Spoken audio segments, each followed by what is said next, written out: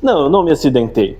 Mas você sabia que foi acidentalmente que o predador alienígena da raça Yautja tem hoje a aparência pela qual ele é tão reconhecido? Eu sou o Sr. Filmes e irei te contar o processo que transformou o predador em uma das figuras mais marcantes da ficção e da cultura pop.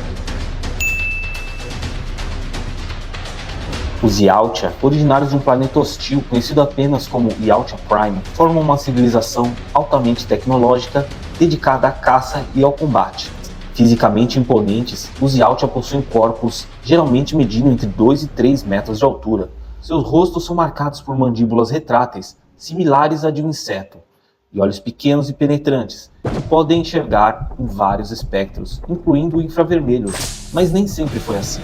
O desenvolvimento do predador passou por uma série de mudanças até chegar à aparência icônica que conhecemos hoje.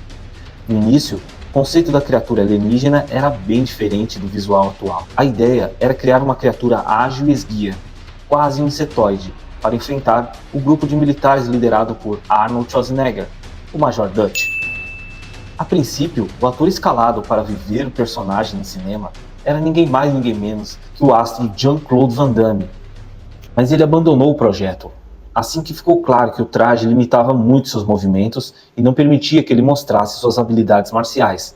Além disso, o visual esquelético da criatura e a estatura de Van Damme, 1,77 m, não combinavam com a ideia de um predador temível enfrentando soldados enormes. Com a saída de Van Damme, após 6 semanas de filmagem, ficou evidente que o conceito inicial da criatura não funcionava.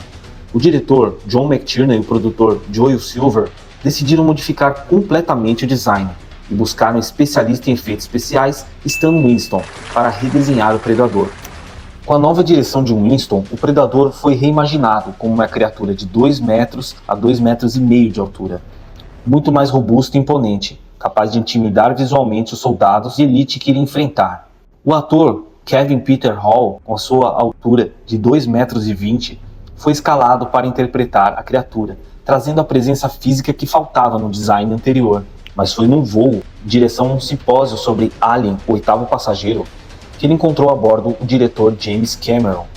Durante a viagem, Cameron sugeriu que seria interessante ver uma criatura alienígena com mandíbulas.